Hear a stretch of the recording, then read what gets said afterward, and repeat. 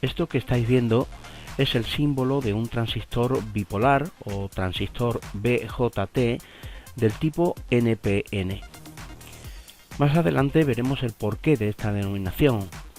Por ahora solo nos vamos a detener en el análisis de sus corrientes para poder entender qué son el alfa y la beta de este conocido componente electrónico.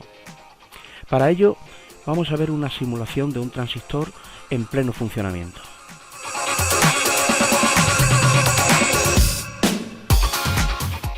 En esta simulación vemos como la corriente que entra a través del emisor, por las razones ya explicadas en el artículo de nuestro blog, se dirige casi en su totalidad hacia el colector.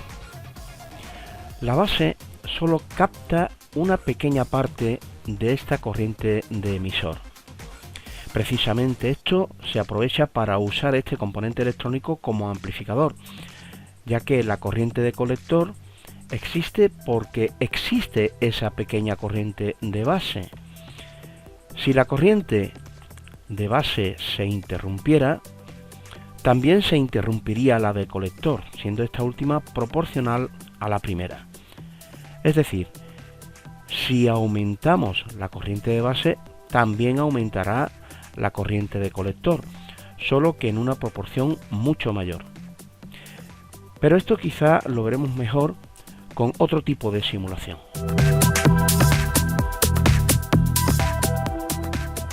Estamos viendo el mismo circuito anterior al cual hemos añadido ciertas particularidades. Por ejemplo, la batería que alimenta la base la hemos sustituido por una fuente de tensión regulable. Hemos añadido además 3 amperímetros, uno al colector, otro a la base y otro al emisor.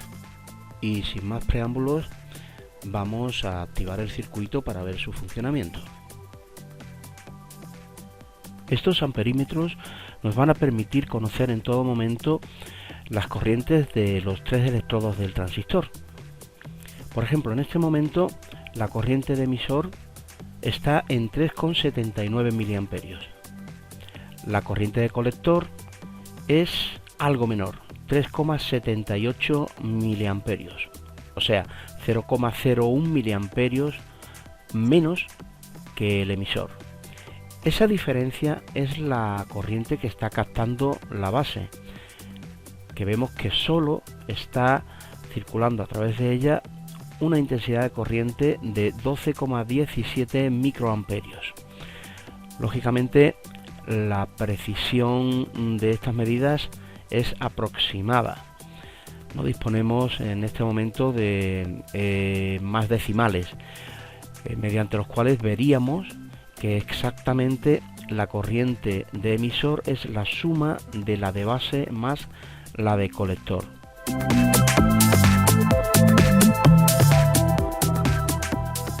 A partir de aquí ya podemos calcular cuál es la beta de este transistor. Simplemente tendríamos que dividir la intensidad de corriente de colector entre la intensidad de corriente de la base.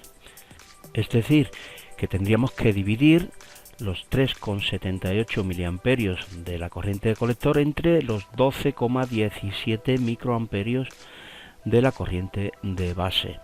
Al tratarse de unidades diferentes, primero tenemos que traducir la corriente de colector a microamperios para poder dividirlos entre los microamperios de la base. Es decir, la corriente de colector en microamperios serían 3.780 microamperios.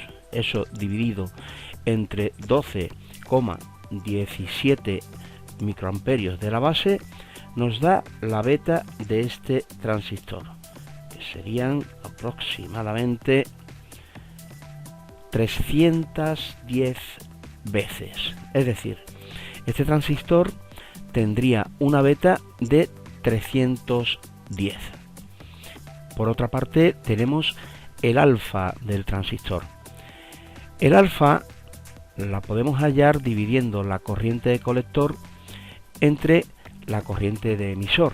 Es decir, en este caso tendríamos 3,78 miliamperios del colector dividido entre 3,79 miliamperios del emisor.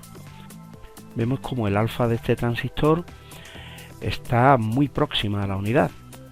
De la operación anterior salen aproximadamente 0,997, etcétera, decimales, lo cual nos hace ver que el alfa está muy cercano a la unidad.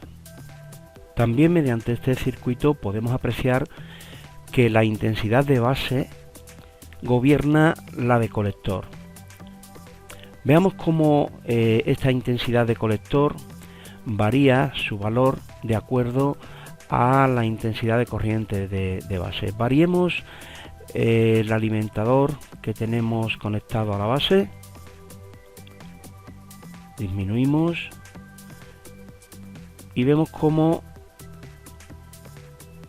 cuando la intensidad de corriente de base cae a cero, la corriente de colector y por supuesto también la de emisor también caen a cero. Conforme vamos aumentando la corriente de base, va aumentando también las corrientes de emisor y colector.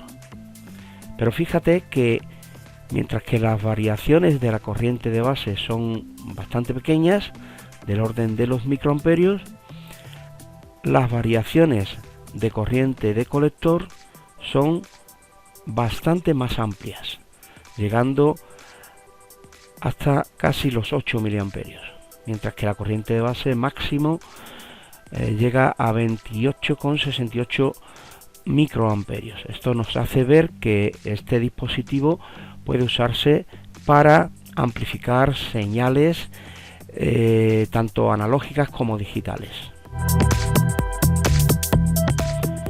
El alfa y la beta están íntimamente relacionadas en un mismo transistor, pero para verlo con claridad es mejor que te dirijas al artículo del blog en donde se desarrolla este estudio de manera bastante interesante. Gracias por tu atención.